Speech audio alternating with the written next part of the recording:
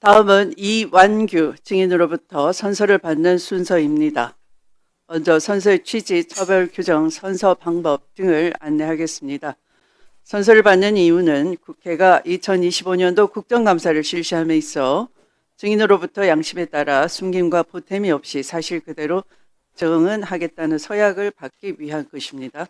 만약 증인이 정당한 이유 없이 선서나 증언을 거부하거나 증언을 함에 있어 국회의 권위를 훼손하거나 위증을 하는 경우에는 국회에서의 증언 감정 등에 관한 법률 제15조에 따라 고발될 수 있음을 알려드립니다.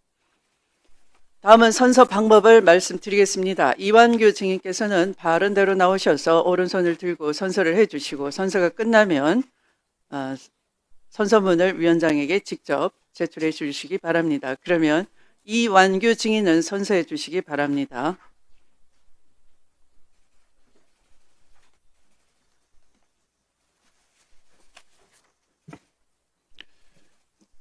존경하는 위원장님, 저는 국회에서의 증언 감정 등에 관한 법률 제3조에 따라 3조 제1항에 따라서 선서를 거부할 수 있는 권리가 있습니다. 이에 따라서 선서를 거부하겠습니다.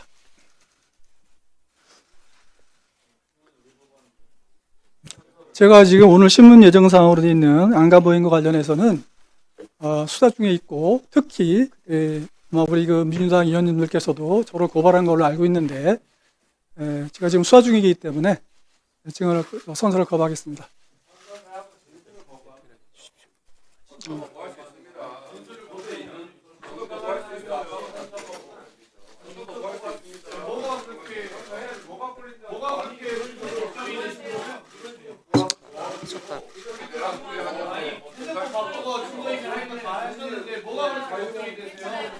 자, 알겠습니다. 말씀드려도 될까요? 말씀드려도 될까요? 알겠어요. 말씀드릴게요. 말씀드릴 기회를 주시겠습니까? 네. 네, 소명을 듣도록 하겠습니다. 네, 모든 국가의 행위는 헌법과 법률에 따라서 적법한 절차에 따라서 이루어지게 돼 있습니다. 그건 다 아시지 않습니까? 그리고 이 증인에 대한 증언 거부권도 헌법과 법률에 따라서 인정되는 권리예요. 그래서 그 권리를 가진 사람이 이 권리를 행사하겠다고 하는데 거기에 대해서 이런저런 얘기를 하면서 너 왜 권리를 행사하느냐, 너 뭐 죄진 거 있냐, 뭐 이렇게 말하는 것 자체가 그러면 권리를 행사하는 것 자체를 가지고 유죄의 예단을 갖는 거 아니겠습니까?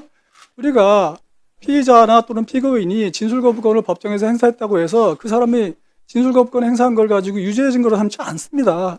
오히려 그 사람한테 그런 식으로 얘기하는 것 자체가 이 증언거부권이나 진술거부권을 인정하는 법의 취지에 반합니다. 그러니까 저는 선서를 저한테 부여된 권리에 따라서 선서를 거부할 권리를 행사하는 것이니까 여기에 대해서는 뭐 이해해 주시기 바랍니다. 그래서 내란 저질렀어요. 헌법을 그렇게 잘 지켜서 권리를 가장 많이 행사한 사람이 이재예요. 헌법을 존중하고 법률을 잘 지켜서 내란 저질렀냐고요. 그 권리를 가장 많이 행사한 사람이 이재명이라고요. 국민께 진실 선서 법적인 성격만 중요한 것이 아니라 국민께 진실을 구하겠다라는 이런 문제에서 사람으로서 거예요. 그러면 지금 국민께 거짓말한다고 선서할 거예요. 국민 앞에 진실을 구하겠다고 선서하는 거 아니에요. 그럼 대놓고 국민 앞에 거짓말한다고 고위공직자의 뜻도 아니. 그럼 뭐하러 왔어요? 선거인이며 그러면 아니 어제 은유씨한테 정은 줘 사람이 있어. 어제 은유씨한테 정은 줘 사람이 아니 주긴 선서하고 진술거부 하시라고 진술거부를. 네.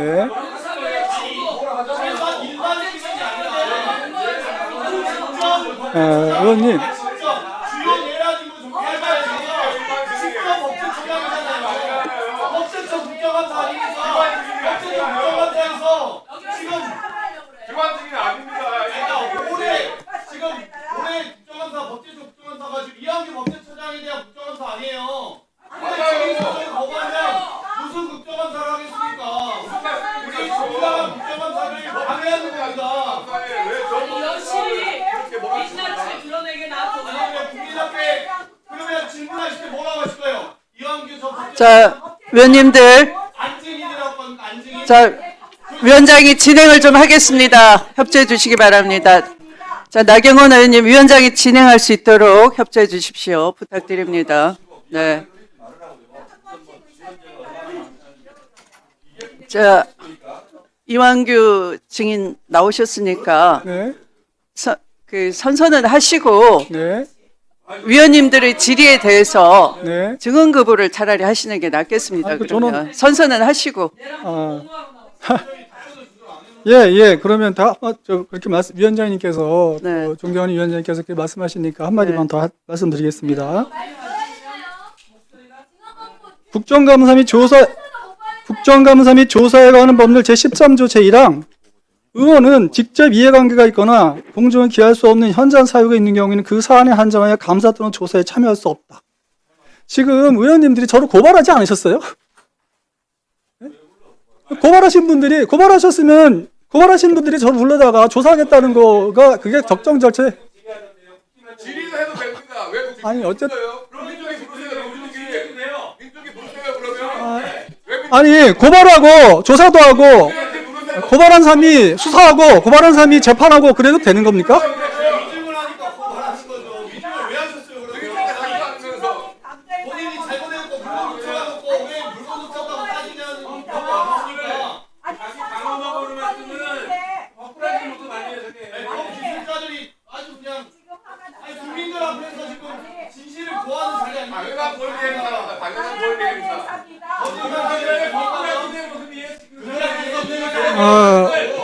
어쨌든 저는 선서 거부하겠습니다. 예. 헌법과 국회법 헌법 12조 2항 국회에서의 증거 및 감정에 관한 법률 13조 다 있지 않습니까? 형사법 3조에 형사법 기준으로 해서 일반 자, 거예요. 전 고위공직자 관련 법 규정이 아닙니다. 이겨가는 각계 고위공직자 하잖아요. 자, 조용히 해주십시오. 위원님들 협조해 주시기 바랍니다. 자, 이완규 증인은 증언 거부에 대해서 소명을 한다고 했으나 한번 보십시오. 법제처는 대통령에 대한 또는 국정 전반에 대한 법률적 자문 권한이 있고 의무가 있죠. 포고령 보면 어떻습니까? 내란범이 포고령을 발령을 하면서 국민 기본권을 탱크로 밀어붙일 때 탱크로 밀어붙이려고 할 때 법제처는 처장은 침묵을 하셨고 방조를 하셨고요. 바로 다음 날 안가 모임을 가졌습니다. 그래서 당연히 이 국회에 국감장에 지금 이제 내란 청산을 위해서 나온 첫 번째 국정감사 아니겠습니까? 당연히 공직을 담임했던 자로서는 증언을 해야 될 책무가 있는 것이죠.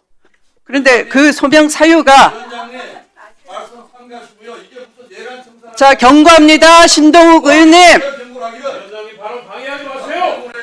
왜 위원장의 발언을 방해합니까? 경고합니다. 내란 공조장 신동욱 의원에 대해서는 발언 제한을 조치를 할 수 있습니다. 위원장이 진행 중이에요. 진행이 안 끝났어요. 송석준 의원님 손 내리시고. 국정감사 방해가 목적이십니까? 지금 증인에 대해서 선서를 해야 될 의무가 있다를 위원장이 경고하고 있는데 왜 끼어드십니까? 선서 자체를 못하게 지금 위원님들이 엄호하고 계십니까? 이게 말이 됩니까? 헌법을 그렇게 잘 아는 나경원 의원은 왜 내란범이 국회를 침탈할 때 가만히 계셨나요? 무슨 말씀하세요? 그럼 추미애위원장 어디가 계셨습니까? 국회의원이 국회 아니고 어디가 계셨어요? 그럼 만약에 진짜 전시사표였으면은 지상요법 해야 될 거 아닙니까? 추미애위원장 어디가 계셨습니까? 선전 보고도 국회에서 해야 될 거 아니에요. 전시 상황이었으면 왜 국회의원이 국회 안 있었냐고요? 심지어 국회에 있으면서 본인 표명을 왜 안 하는 거예요, 도대체? 자, 다시 한번 경고합니다. 증인이 정당한 이유 없이 증언을 거부할 때는 징역 또는 3년 이하의 징역 또는 1천만 원 이하의 벌금에 1천만 원 이상 3천만 원 이하의 벌금에 처하도록 돼 있고요. 이런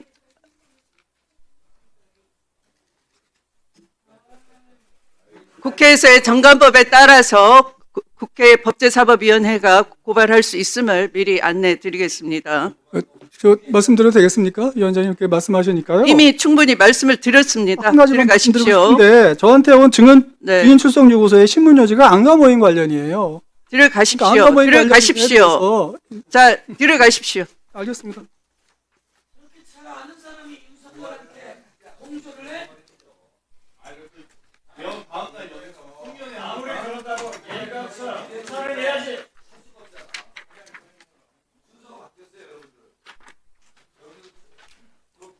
다음은 법제처의 업무 보고를 받도록 하겠습니다. 조원철 법제처장님 나오셔서 인사와 간부 소개를 해 주신 후에 업무 보고를 주요 현안 위주로 간략하게 해 주시기 바랍니다. 예, 법제처장 조원철입니다. 존경하는 추미애 위원장님과 여러 위원님들을 모시고 오늘 국정감사를 받게 된 것을 매우 뜻깊게 생각합니다. 저는 지난 7월 법제처장으로 취임한 이후에 법제처가 법치 행정의 근간을 지탱하는 법제기관으로서의 그 본연의 책무를 충실히 수행하도록 노력해왔습니다. 무엇보다 시대에 뒤떨어진 불합리한 행정 법령들을 정비하여 국민과 기업의 권익과 자유로운 경제활동을 부당하게 침해하는 일이 없도록 하겠습니다. 나아가 새 정부 국정과제의 원활한 추진을 위하여 신속하면서도 심층적인 법제 업무가 이루어지도록 최선을 다하겠습니다. 아울러 AI를 적극 활용하여 법령 정보 서비스 수준을 높이고 행정 업무의 효율화를 도모하겠습니다. 오늘 국정감사를 통해 그동안 위원님들께서 다소 미흡하게 느끼셨던 부분이나 법제 정책에 대해서 필요한 말씀을 주시면 향후 업무에 충실히 반영하여 더 나은 법제처로 발전하는 계기가 되도록 하겠습니다. 구체적인 업무 보고에 앞서 출석한 법제처 간부들을 소개해 드리겠습니다. 차장 김창범입니다. 기획조정관 최영찬입니다. 법제정책국장 김진입니다. 행정법제국장 권태웅입니다. 경제법제국장 안상현입니다. 사회문화법제국장 최양석입니다. 법령해석국장 손대수입니다. 법제지원국장 양미향입니다. 법제조정정책관 윤강욱입니다. 예, 이어서 업무 현황을 보고드리겠습니다. 업무 현황 보고서를 참고해 주시기 바랍니다. 일반 현황과 예산 집행 현황은 보고서 1쪽부터 5쪽까지 서면으로 가름하겠습니다. 주요 업무 추진 실적 및 향후 계획을 보고드리겠습니다. 9쪽 정부 입법 총괄 관리입니다. 정부 주요 정책의 신속한 입법을 지원하기 위하여 2025년 정부 입법 수정 계획을 수립 시행하고 총 248건의 하위 법령을 제때 마련하는 등 정부 입법을 총괄 관리하고 있습니다. 아래쪽 향후 계획입니다. 각 부처 입법 추진 현황을 점검하여 정부 입법을 전략적 효율적으로 추진하고 의원 발의 법률안에 대한 정부의 의견을 종합 조정하여 국회의 법안 심사를 적극 지원하겠습니다. 10쪽 법령 심사 및 법제 지원입니다. 9월 말까지 총 1289건의 법령 심사를 완료하였고 여권법 시행령 등 211건에 대해 법령의 위반 단계에서부터 법리적 쟁점 검토, 조문화를 지원하는 등 선제적으로 법제 지원을 실시하였습니다.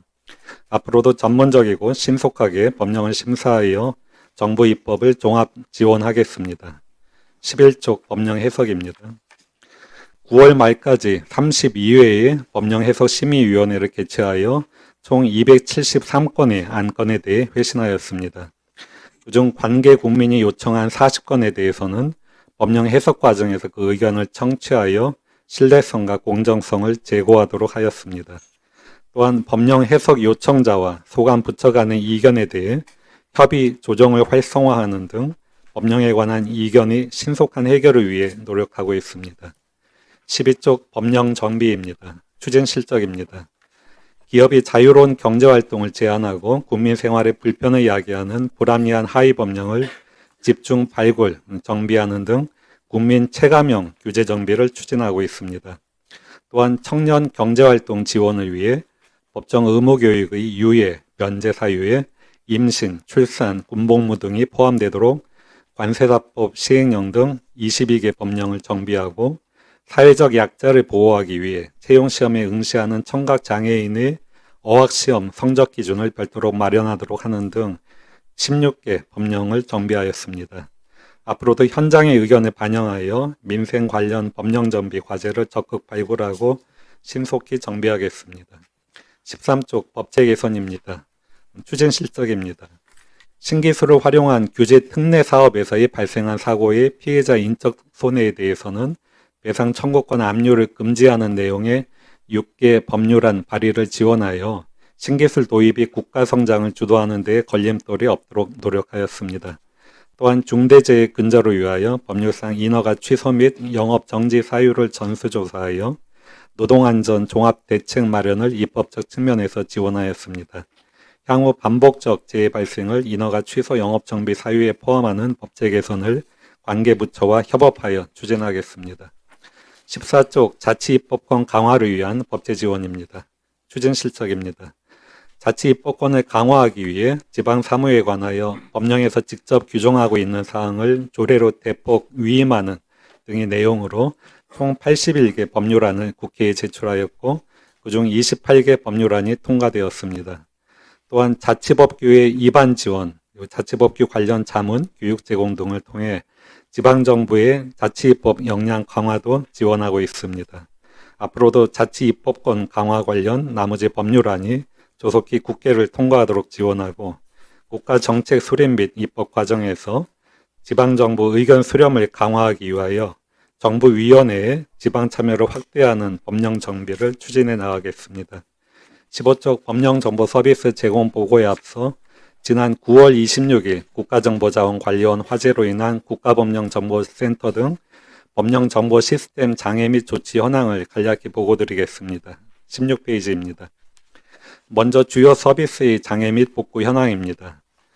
9월 26일 20시 15분경에 발생한 국자원 화재로 국가법령정보센터, 정보입법 시스템 등 총 12개 정보 시스템의 장애가 발생하여 국민들께 불편을 끼쳐드렸습니다.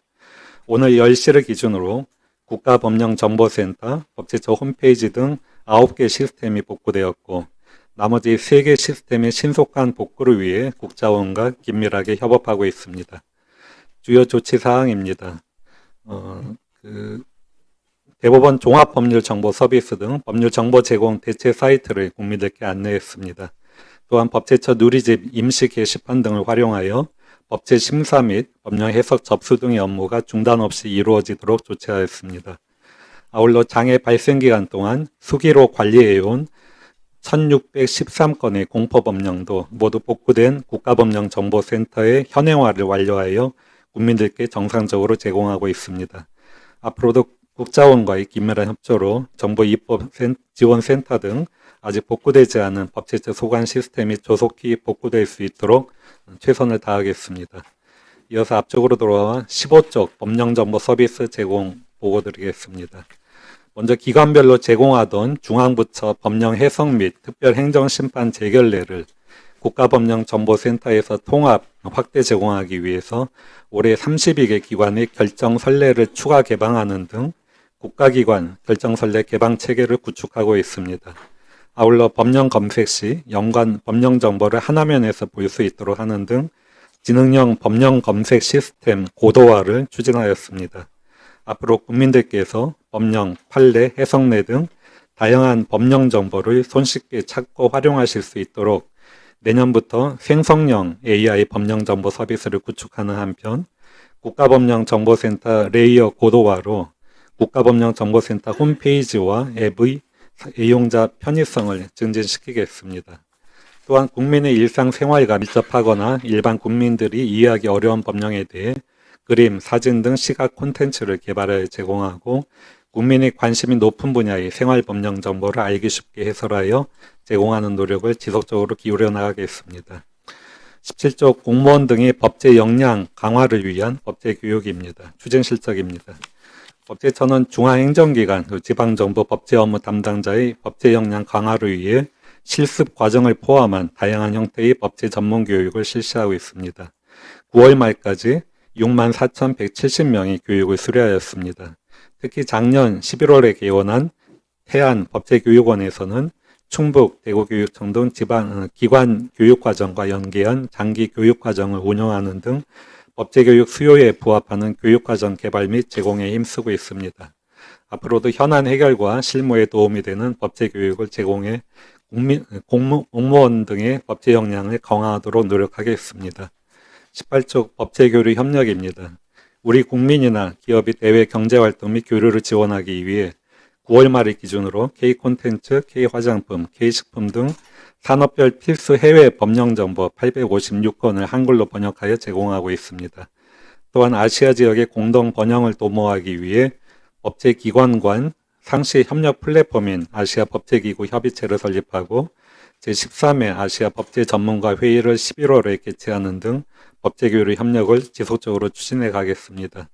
끝으로 대한민국의 우수한 법령정보 시스템을 전파하고 우리 기업의 해외 진출을 지원하기 위해 ODA 사업을 확대해 나가고 있습니다.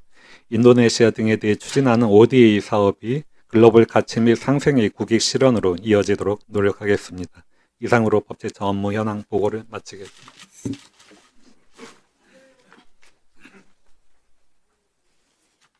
네, 조원철 법제처장님 수고하셨습니다. 다음은 국감 대상 기관에 대한 질의와 일반 증인에 대한 신문 순서입니다. 질의 시간은 질의와 답변을 합쳐 5분으로 하고 배부된 질의 순서에 따라 진행하도록 하겠습니다. 자료 요구하실 위원님 계십니까? 네, 나경원 위원님. 먼저 자료 요구 전에 유감을 좀 표시합니다. 우리 증인은 분명히 헌법과 국회법에 따라서 형사소추 내지 공소제기될 염려가 있기 때문에 당연히 선서 거부권이 있습니다. 국회에서 이 선서를 강요하고 압박하는 것은 한마디로 우리 국회에서 국민의 이름을 팔아서 할 수 없는 일을 하는 것이다. 그래서 이러한 일은 법사위에서 반복되지 말아야 된다는 점을 지적합니다. 법제처장님, 헌법 주석서, 법제처 2010년 발간 헌법 주석서에 따르면 헌법 제84조 대통령이 재직 중 내란 외환해제를 범한 경우를 제외하고는 형사상 소추를 당하지 아니한다에 대해서 분명히 여기에는 이렇게 해석을 했습니다. 형사상 소추는 기소를 의미한다고 되어 있는데, 자, 이 법제처의 공식 해석과 다른 일이 지금 현재 벌어지고 있는데 법제처에서 이 해석을 바꾸기 위한 회의를 한 적이 있는.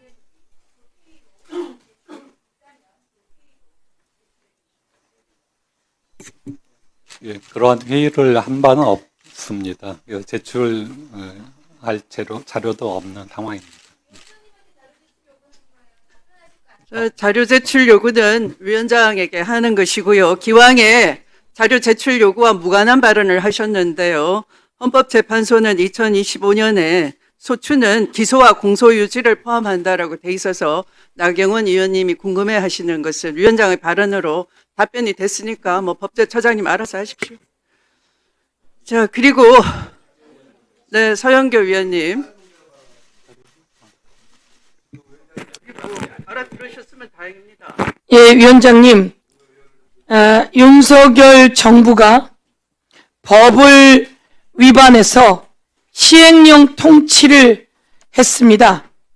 이 시행령 통치, 박근혜도 시행령 통치하려고 하다가 이것을 문제 제기한 유승민 제거하면서 박근혜도 그만뒀습니다. 감옥으로 갔죠. 윤석열도 시행령 통치를 하려고 했는데요. 이와 관련해서 윤석열은 법무부의 인사정보관리단 규정을 바꾸면서 시행령 통치를 하려고 했고, 행정안전부 경찰국 신설을 하면서 시행령 통치를 하려고 했고, 검찰 정상화법을 무력화하면서 시행령 통치를 하려고 했습니다.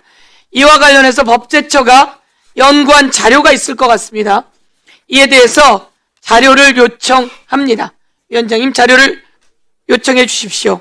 네, 서영교 의원님이 자료 요청한 것은 우리 법사위원님들한테 공통적으로 배부해 주시기 바랍니다. 몹시 궁금합니다. 네. 저기 증인으로 나오신 이완규 법제처장님 시절에 이루어진 일이니까 그 서영교 의원 질의 외에도 많은 것들이 이루어졌는지 살펴봐 주시고 해당 자료도 함께 주시기 바랍니다. 네, 질의에 들어가겠습니다. 미리 고지한 바와 같이 5분간의 시간을 잘 활용해 주시기 바랍니다. 박균택 위원님부터 질의 시작해 주십시오. 예, 조은철 법제처장님, 예, 고생 많으십니다. 예. 예,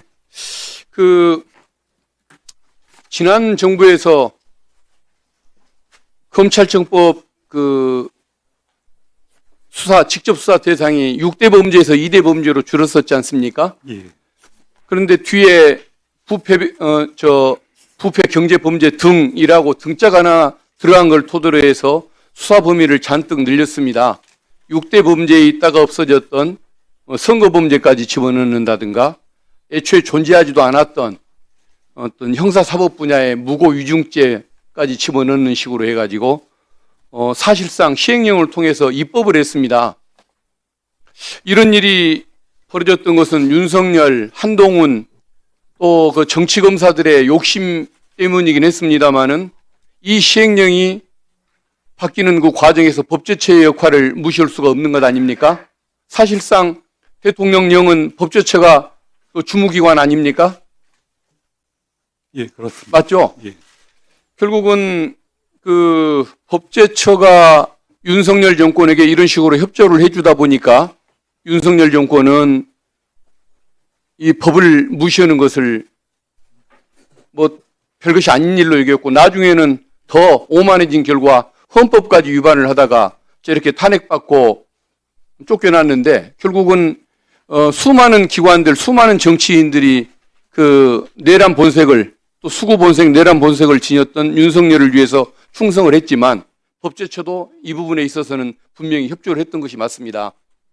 근데 이제 저는 과거에 2000년도부터 법제처 공무원들을 많이 상대를 해왔습니다만은 굉장히 자부심도 높고 독립성도 높은 분들이 법제관들이었던 것 같습니다.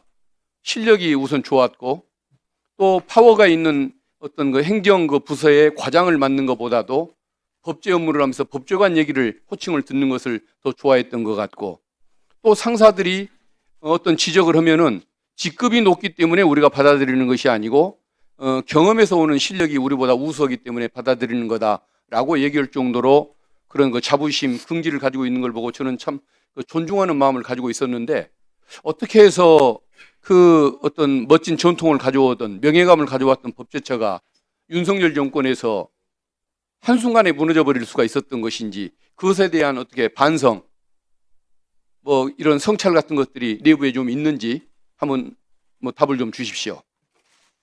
예, 그 지난 정부에서 그 법제처의 그 어떤 범죄 업무라든가 법령 심사 업무에 있어서 국민들의 눈높이에 맞지 않는 여러 그 심사 결과들이 있었던 것 같긴 합니다.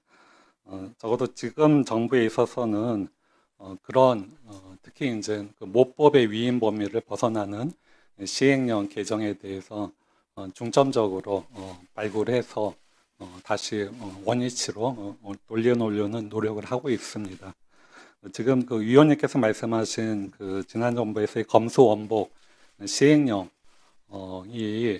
사실은 그 2022년도에 개정된 검찰청법에 사실상 반하는 것으로 보인다는 점에 있어서는 지난 정부에서의 법제처의 그러한 심사 업무 추진 내용이나 결과가 상당히 조금 그 모법의 그 내용이나 취지에 비춰봐서는 문제가 있다고 인정합니다.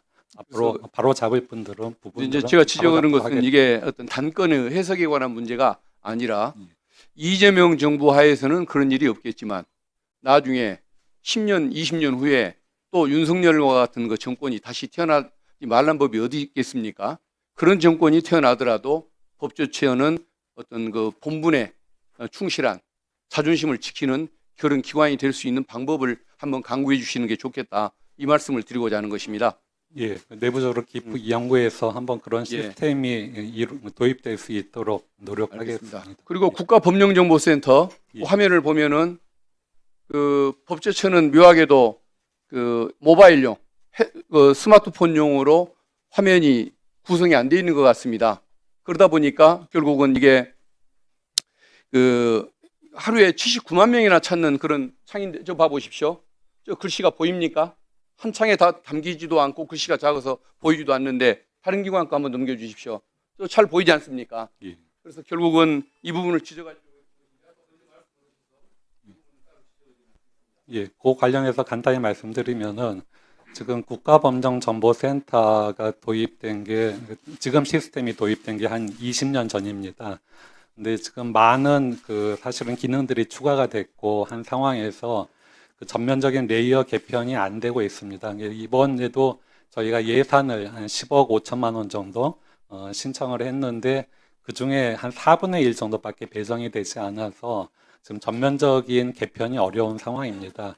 저희가 어떻게든 그 추가적으로 예산을 증액 반영시키도록 하려고 하는데 유 의원님들께서도 적극적으로 도와주셨으면 합니다. 예.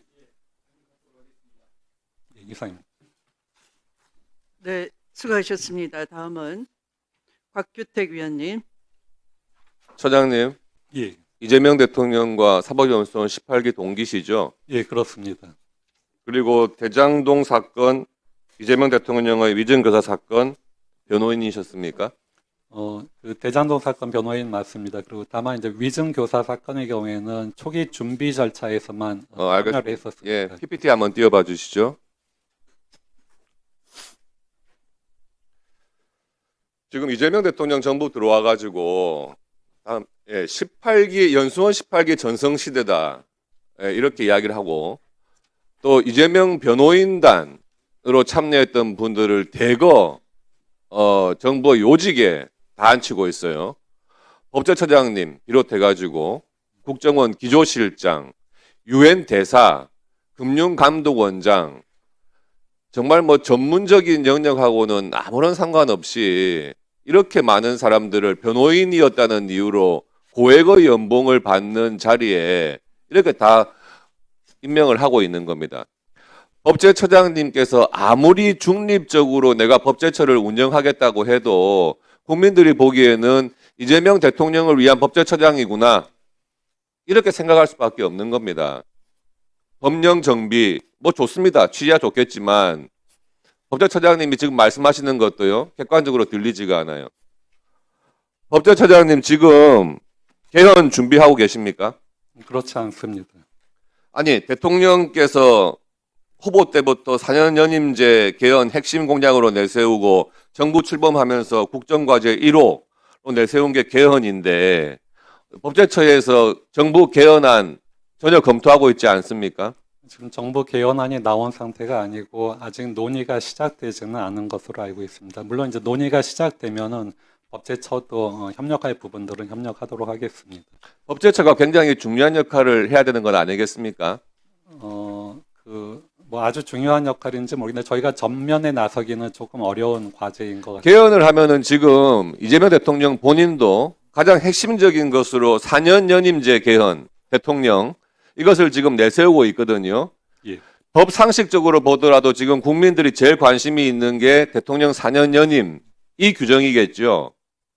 지금 잘 아시듯이 우리 헌법 128조 제2항에 보면 대통령의 임기 연장 또는 중임 변경을 위한 헌법 개정은 그 헌법 개정 제한 당시 대통령에 대하여는 효력이 없다 돼 있죠. 예. 그러면은 이 정부에서 4년 연임제 개헌안을 내더라도 이재명 대통령은 연임할 수 없는 것 아니겠습니까? 그렇죠. 현 헌법에 의하면 그렇습니다. 그렇죠. 예. 이렇게 자명한 것을 지금 대통령 본인도 그리고 국정기획위원장까지도 방송에 나와가지고 말을 흐리더라고요. 애매모호하게 이야기를 해요. 아주 애매모호하게. 그리고 민주당 의원님들 누구도 이재명 대통령은 개헌하더라도 연임할 수 있는 사람이 아니다. 그 말을 다 못합니다. 이상하게. 그 말 하는 거 들어보신 적 있습니까? 정부에서 그렇게 말하는 거 들어보신 적 있습니까? 제가 그런 부분들에 대해서 아직까지는 관심을 갖지 못하고 있었습니다. 예. 이 개헌안이 지금 이 정부에서는 굉장히 화두가 될 것이고 특히 대통령의 연임 조항 이것은 분명히 제일 중심적인 국민들의 관심을 받을 사항일 겁니다. 법제처에서 뭐 어떤 역할을 하시든 간에 개헌 논의가 시작되면 이 부분에 대해서 국민들이 오해나 불안해하지 않도록 명확한 입장을 밝혀주시기 바랍니다. 네, 법제처에서 나서서 그 부분에 대해서 입장을 밝히는 게 적절한 건지는 모르겠습니다. 다만 의원님께서 말씀하신 그 점에 대해서는 결국 국민들이 결단을 해야 될 문제 아닌가 싶습니다. 그런 말씀 자체가 애매한 겁니다. 저희- 헌법 규정상에 명백한 겁니다. 법제처장님. 다른 것 물어보겠습니다. 법관 생활 몇 년 하셨죠? 26년간 했습니다. 예. 법원에 계시면서 항상 이게 그동안 많은 논란을 일으켰던 재판에 대한 헌법 소원 말씀 들어보신 적 있을 겁니다. 그렇죠? 예. 희한하게 법원에 계실 때는 법관들이 이구동성으로 재판에 대한 헌법 소원은 안 된다 그렇게 말씀하시면서 헌법재판관으로 가시면은 그거 필요하다 다 그러시더라고요. 예. 법제처장님의 입장은 어떻습니까? 그 재판 소원이 마치 그 3심제를 부정하고 4심제를 도입하는 것처럼 이렇게 얘기하는 분들이 계신데 저는 그 부분에 대해서는 반대 견해를 갖고 있습니다. 그 재판 소원은 4심제를 도입하는 게 아닙니다. 법원에서의 그 재판 판결이라 하더라도 국민의 기본권을 침해하는 문제가 생길 수가 있는 것이고 재판에 대한 헌법 소원은 그런 부분들을 헌법재판소에서 바로잡고자 하는 어떻게 보면 예외적인 심판 절차입니다. 그거를 마치 3심 재판 후에 다시 한번 재판을 하는 것처럼 이렇게 보일 수는 없다고 생각합니다. 법원에 있을 때부터 같은 견해를 갖고 있었습니다. 예.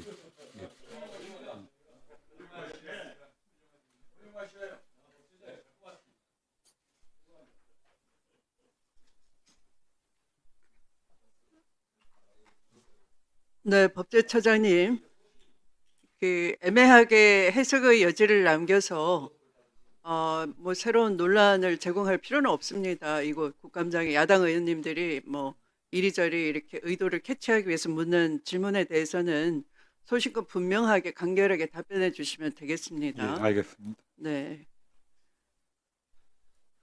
국민의 의사에 달려있다 이렇게 하시지 마시고요. 네. 현행 헌법에 대해서 누구도 의문을 제기한 바가 없기 때문에 그걸 굳이 검토할 필요도 없다. 이것이 맞지 않겠습니까? 뭐 그런 얘기 누가 합니까? 지금 질의에 나온 거 외에는 저는 금시초문입니다. 들어보셨습니까? 그런 논란을 국민들 사이에. 예, 제가 그 부분에 대한 충분한 검토가 못한 상태에서 답변을 하게 된 것 같습니다. 예.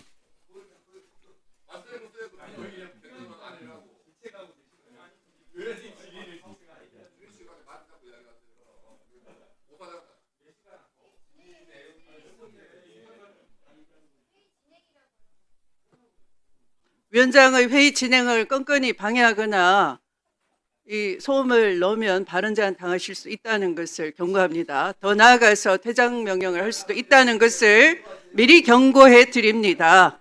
특히 곽규택 위원님 너무 소란스럽네요. 네. 네, 서영교 위원님 질의해 주시기 바랍니다.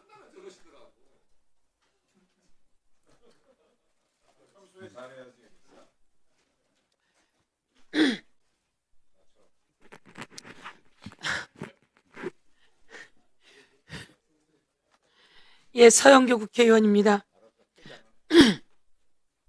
윤석열이 비상계엄을 선포했습니다. 그날이 기억납니다. 12월 3일. 무서웠습니다.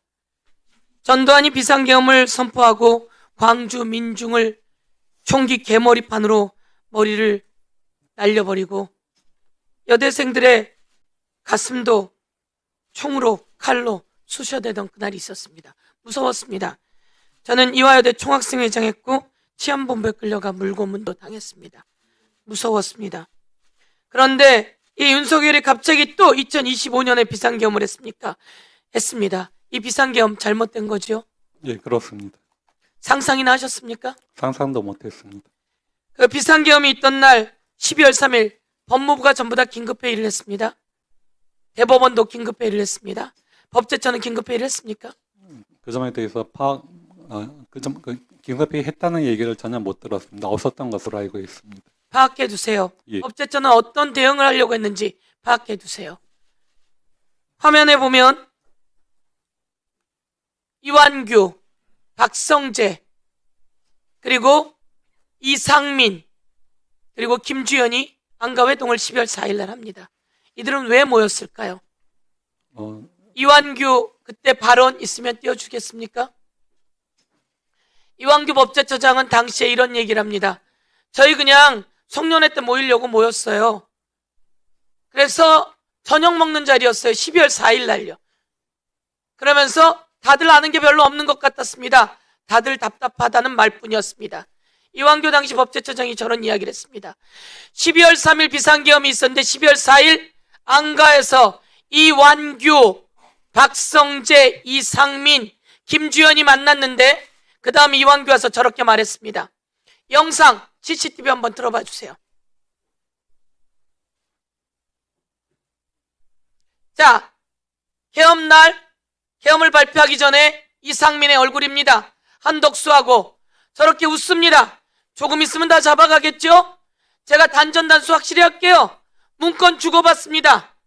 저런 이상민이 답답해하는 모습? 다들 아무것도 아는 게 없더라고요. 이완규 전 법제처장 어디서 거짓말을 합니까? 당시 이완규가 그렇게 이야기했어요. 저녁 먹는 자리였어요. 다들 아는 게 별로 없더라고요. 답답해하더라고요. 어디서 거짓말을 하는 겁니까? 저 CCTV가 세상에 공개돼서 다시 한번 틀어주세요. CCTV에 이상민이 활짝 웃는 모습이 있습니다. 그렇죠?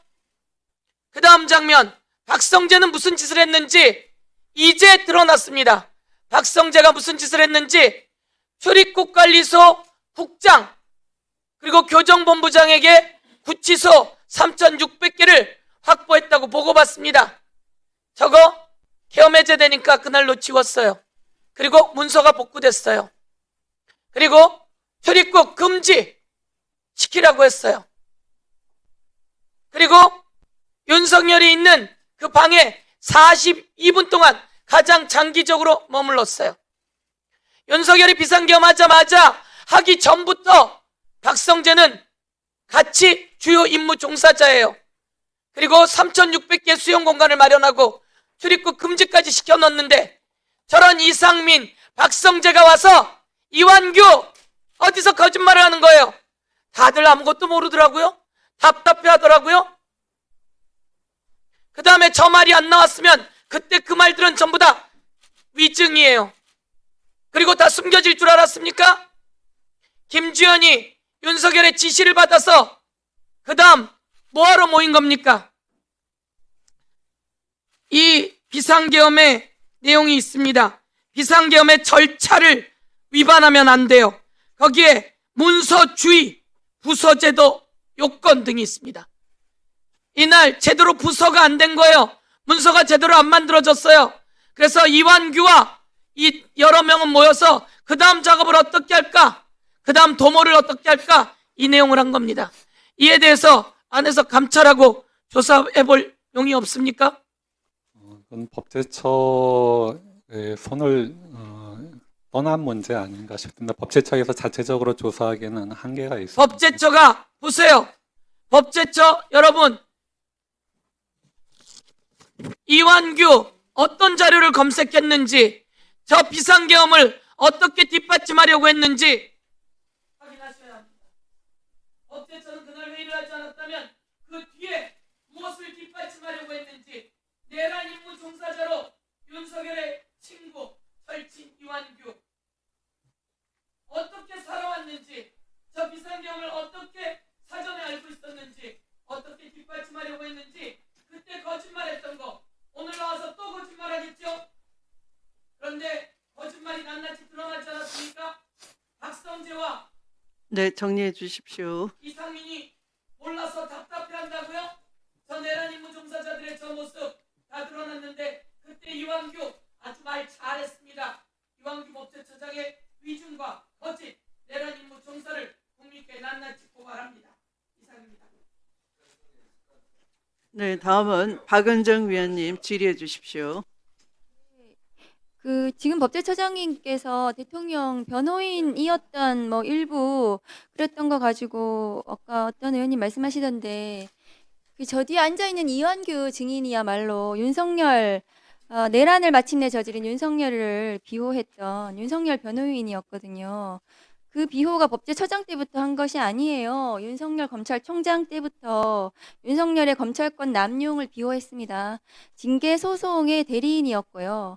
제가 수행한 감찰이 적법함에도 법무부 징계위 그리고 재판정에 나가서 끝없이 불법이다, 찍어내기 감찰이라고 불법의 외양을 만드는데 주력한 장본인입니다. 그래서 서울중앙지검이 이 감찰이 불법이라고 수사를 하게 만든 사람이에요. 수사를 받는 것이 어떤 것인지 본인이 지금 내란으로 수사받고 있는데 증언을 거부하는 게 제가 기가 막힙니다.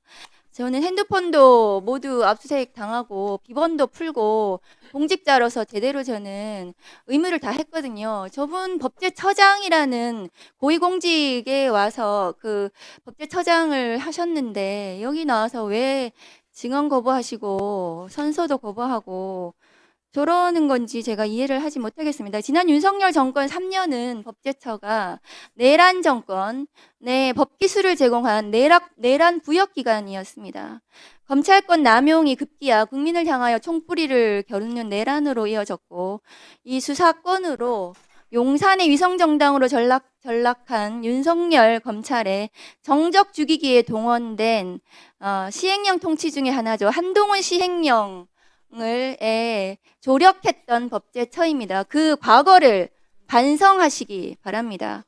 법제처장님, 시행령은 법률의 하위 규범이라고 헌법에도 명시되어 있는 거 맞습니까? 예, 맞습니다. 2022년 9월 당시에 윤석열의 법제처는 화면 올려주세요. 검사의 수사 범죄 범위에 대한 규정 시행령을 개정하면서 검찰 수사권 축소라는 검찰청법의 입법 취지를 완전히 바꿔놨습니다. 그런데 그래서 검찰의 무자비한 수사가 가능하게 만들었는데 법제처가 거기 조력했습니다. 당시 법제처의 입법 예고 기간을 40일인데도 불구하고 실제 17일로 줄여줬거든요. 이렇게 법제처 심사를 이 검수원복 시행령, 검찰이 무자비하게 무한대로 정적 죽이기 수사를 할 수 있는 이 시행령을 만드는데 법제처가 조력하셨습니다. 이 시행령은 법제처의 조력으로 무사 통과되고 결국 시행되었습니다. 그리고 수많은 검사들이 이 시행령 하나 믿고 불법 수사, 위법 수사를 자행해 왔습니다. 법원 단계에 가서야 그것이 위법 수사라는 것이 일부 밝혀지기도 했습니다. 시행령이 이렇게 만들어 놓은 이완규의 법제처, 윤석열의 법제처는 이 법제처가 윤석열의 내란의 직후에 이완규 법제처장이 가족은 모두 미국으로 보내버리고 12월 4일 안가해동에 참여합니다. 안가해동에 참석합니다. 그때 안가해동에서 무슨 모의를 했는지가 지금 수사 대상이거든요. 내란 정권에 부역했던 법제처장이 본인은 내란에 또 부역을 한 것입니다. 이 안가해동에 대해서 제대로 수사 받으시기 바랍니다. 다음 거 보여주세요. 그런데 이 이완규 법제처장에 대해서는 지난 4월 8일 당시에 한덕수 권한대행이 대통령 몫으로 헌법재판관으로 지명을 했습니다. 처장님, 예. 대통령 직무대행이 헌법재판관을 지명을 할 수가 있습니까? 법률적으로?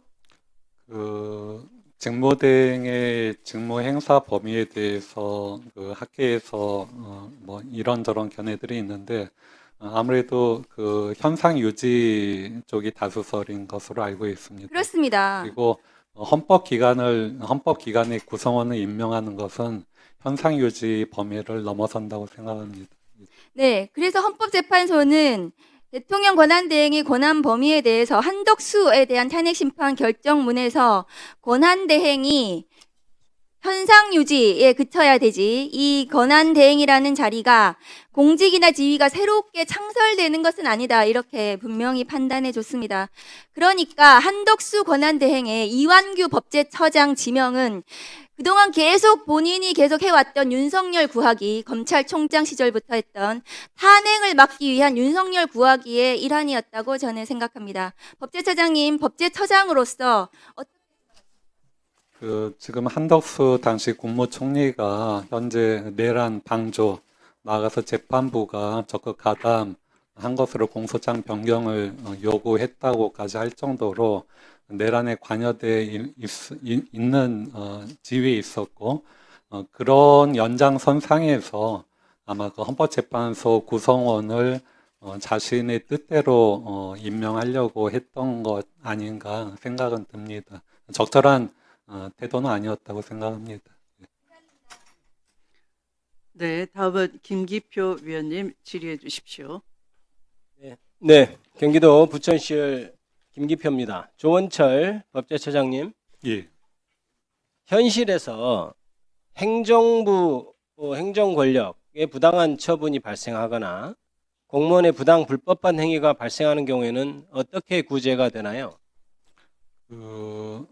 부당한 행정 처분에 대해서는 행정심판 또는 행정소송을 통해서 이의를 제기할 수 있고 또 이제 불법 행위를 원인으로 해서 민사상 손해배상도 네. 청구할 수 있을 것 같습니다. 자, 그 대답을 종합해 보면 이거죠. 결국 법원이 해결하는 거죠. 그러니까 법원의 행정소송을 행정적으로는 예, 사법부에서 해결이 그렇죠. 됩니다. 법원의 행정소송을 제기하거나 고소고발해서 문제가 되면 그것도 결국 형사 절차도 법원에서 최종적으로 결정이 되고 그렇습니다. 민사도 마찬가지죠. 모든 우리 사회의 갈등은 법원에서 해결이 되고 결국 그 갈등이라는 것은 누가 위헌 위법한 행위를 했는가, 그럼 위헌 위법한 행위를 어떻게 치유하는가, 이런 문제는 결국 법원에서 해결이 된다는 것을 의미합니다. 맞습니까? 예, 그렇습니다. 그런데 그렇게 판단을 해주는 법원이 객관적인 지위에서 판단하지 않고 그 법원 자신이 헌법과 법률에 위반되는 행위를 한다면 지금 현재 그것에 대해서 해결할 수단이 있나요? 뭐 법관에 대한 탄핵 등의 절차가 있습니다. 개인적인 탄핵 말고 제도적으로 그 법원의 재판에 대해서 이를 해결할 수단은 현재 없습니다. 맞습니까? 예, 뭐 그 부분을 제외하고는 없는 것으로 알고 있습니다. 그러니까 법원이 자 보십시오. 법원이 자기들 마음대로 헌법과 법률에 위반되는 판단을 해버리고 확정까지 해버리면 그 위헌 위법한 판결에 대해서 시정을 할 수 있는 방법이 현재로서는 없는 것입니다. 그러면 어떻게 해야 될까요? 그래서 법원의 재판이 헌법과 법률에 위반되는 경우 법원의 재판 자체가 헌법과 법률에 위반돼서 국민의 기본권을 명백히 침해하면은 그것도 구제해야 되는 것 아닌가요? 법원은 절대 틀릴 수 없다. 3심 하에서 그 안에서 다 해결된다. 이렇게 얘기하는 것은 너무 오만한 것 아닌가요? 어떻습니까? 그 재판을 3심으로 할지 2심으로 할지 4심으로 할지는 사실은 그 국민적인 특히나 그 의회에서 입법 정책적으로 결정할 문제로 알고 있습니다. 다만 이제 뭐 3심제 하에서든 4심제 하에서든 법원에서 자체적으로 걸러지지 않는 법원 그 재판 절차나 판결에 의한 그걸 침해의 다른 경우에 기관에서 그렇죠. 다시 한번 그 헌법 전문 기관에서 심사하는 거는 필요할 수 있고 당연히 필요한 합리적이라고 거죠. 생각합니다. 같은 조직에서 보십시오. 헌법소원은 원래 독일에서 도입될 때 재판에 대한 소원을 본래 기능으로 했던 것입니다. 그래서 근데 우리는 지금까지 왜 도입을 안 하고 있었는가 한번 생각해 보자고요. 이게 자 이런 거 있어요. 야 사법부 판사님들 나도 좀 불리한 결정 받았지만 그래도 우리 판사님이 결정했는데 아유 내가 억울한 점 있어도 참아야지 이런 어떤 그 뭐 공감대랄까 이런 게 좀 그동안은 좀 존재했고 그래서 좀 미심쩍어도 그냥 인정하고 이런 분위기였기 때문에 굳이 재판에 대해서까지 헌법소원 인정할 필요 있느냐 이런 것이 공감대를 이루어왔는데 근데 저렇게 조희대 대법원장 같은 사람이 같이 완전히 정치적인 사람이 수장이 돼버리고 그리고 그 사람이 사법행정권을 휘두르자 진짜 희대의 파괴환송심이 희대의 파기환송심이 발생하고 그다음에 그 수장에 따라서 만약에 그 사법행정권을 휘두르는 그런 수장에 따라서 법원의 판사들이 휘둘릴 수 있다고 생각하면 그리고 우리는 그런 현상을 그동안 정확히 봐왔다고 생각합니다. 그렇다면 이제는 원래 제도라는 게 인간에 대한 어떤 불신에서 제도를 만드는 겁니다.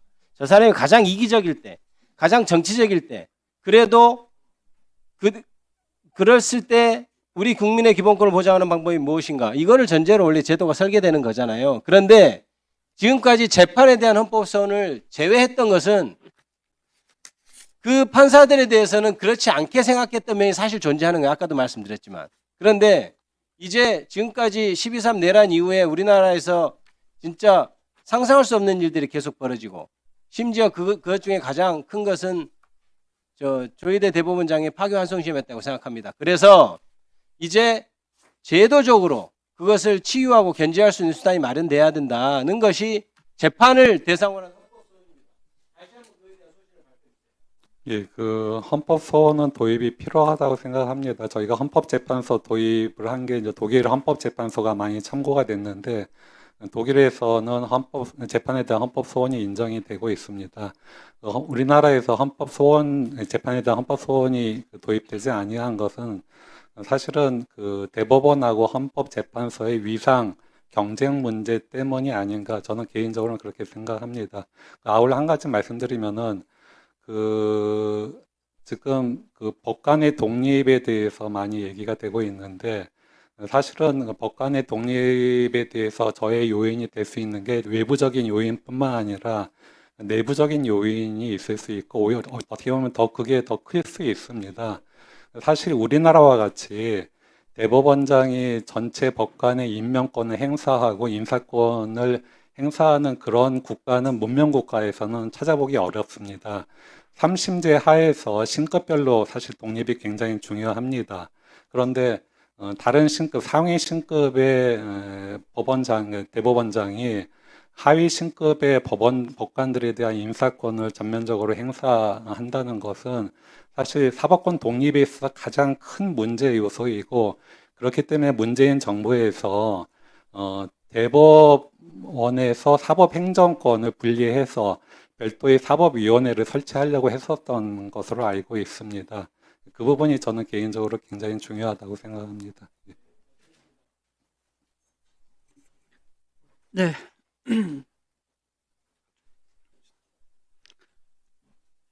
네, 행정처장님 아주 핵심적인 부분을 지적해 주셨습니다. 네. 법제처장 죄송합니다. 법제처장님께서 아주 핵심적인 문제를 지적을 해 주셨습니다.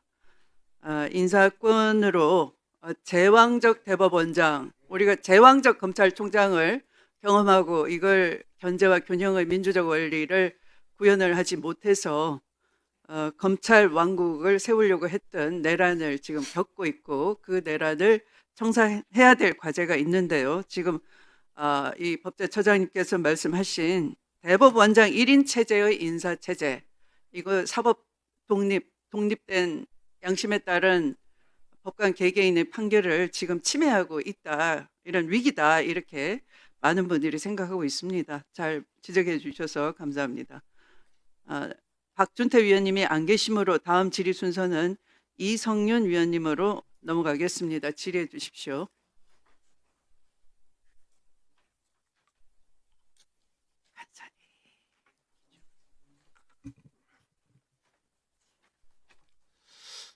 예, 전주울 출신 이성윤입니다. 법제처장님, 예. 법제처는 행정각부의 입법 활동을 지원하는 기관이죠. 그렇습니다. 그렇기 때문에 법률 유권 해석도 하고 있고요. 그렇습니다. 법률 유권 해석을 한다는 배경에는 법제처가 헌법이나 법률에 대한 이해도가 다른 기관에 비해서 높다, 이런 취지 아니겠습니까? 예, 그렇습니다. 12.3 비상계엄에 대해서 한번 여쭤보겠습니다. 계엄법에 따르면 법원의 역할은 세 가지입니다. 그렇죠? 하나는 계엄사령관의 지시에 따라서 법원 행정을 통해서 사법권을 지휘하고, 그죠? 또 개헌법 10조에 따라서 특정 범죄에는 군사법원이 관할권 행사하므로 법원은 관할권 이전에 행정사무를 준비해야 되고, 그렇죠? 예. 또 시행령 2조에 보면 군인을 파견하거나 또 소속 공무원을 개헌 사령부로 파견 요청할 수 있고 법원은 이에 응해야 된다 이렇게 돼 있습니다. 예. 아시죠? 예. 그런데 오늘 아침 어떤 기사를 보니까 이 대법원에서 12월 3일 날 10시 반에 비상계엄이 선포됐을 때 대법원에서 회의를 했습니다. 회의를 할 때 어떻게 회의를 했냐? 비상계엄에 따라 사법권의 지휘의 감독은 계엄사령관에게 옮겨간다. 계엄사령관의 지시와 비상계엄 변경에 따라서 이에 상호 대응할 것, 대응을 마련할 것 이렇게 발표를 했어요. 그 시간이 12시 46분입니다. 이미 대법원에서 회의를 마치고 계엄사령부에 순응하겠다 이렇게 발표를 했어요. 이런 기사 보신 적 있습니까? 예, 봤던 것 같습니다. 이 기사입니다. 발표가 대법원 관계자가 12월 4일 날 12시 46분에 발표합니다. 계엄사령부 지시에 따르겠다. 이 정도면 대법원이 계엄에 동조한 거 아니겠습니까? 사실 그 당시 상황에서 지금 시민들이 특히나 어린 학생들까지 명백히 그 헌법에 반하는 헌법의 요건을 갖추지 못한 비상계엄의 선포라고 그리고 또 민주주의를 위협에 처한 상황이라고 보고 국회에 달려가서 민주주의를 지켜내려고 하는 상황이었음에도 불구하고 일단은 저런 대책 회의를 했다는 것 자체가 사실은 제가 보기에는 적절한 대응은 아니었다고 봅니다. 사실 그 상황에 있어서 결과적으로는 인명 피해는 없었지만은 많은 사람들이 희생이 있을 수도 있는 상황이었는데도 불구하고 대법원 어떻게 해야 됩니까? 대법원이나 헌법재판소나 사실은 이게 명백히 위헌이라는 선언을 해줘야죠. 선언을 했다면은 있을 수 있는 그런 커다란 막대한 인명 손실을 막을 수도 있는 중요한 순간이었습니다. 예, 알겠습니다. 그 헌재가 윤석열의 12.3 비상계엄을 내란으로 헌법 파괴 행위라고 인정했죠. 예. 이게 헌법 87조 91조에 의하면 내란죄에 해당하는 거 아닙니까? 그렇게 보입니다. 예. 하나만 더 여쭤보겠습니다. 우리 회장님께서는 오랫동안 법관도 하시고 또 법원행정처 연구관도 하셨죠. 재판연구관도. 그렇습니다. 법원에 근무하실 동안 이렇게 35일 만에 파기환송한 사례를 보셨습니까? 못 봤습니다. 자, 그러면 판사로 근무하시는 동안 구속기간을 시간으로 계산한 거 보신 적 있습니까? 못 봤습니다. 그러면 대법원에서 파기환송 사건이 단 하루 만에 고등법원으로 사건이 전달되고 기록이 전달되고 또 그날 배당되고 받은 직후에 기일 지정하고 또 송달도 집행관 송달했거든요.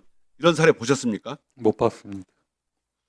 그러면 우리 처장님이 보시기에 법원이 왜 이렇게 조희대 대법원이 왜 이런 행위를 했다고 생각하십니까? 결국은 대통령 선거에 적극적으로 개입하려고 했던 것으로 생각합니다. 저희들은 조희대 대법원장의 5.11 판결이 사법 쿠데타라고 생각합니다. 여기에 동의하십니까? 그 점에 대해서까지는 깊이 생각해 보지는 못했습니다. 다만 적절한 대응은 아니었다고 생각을 합니다.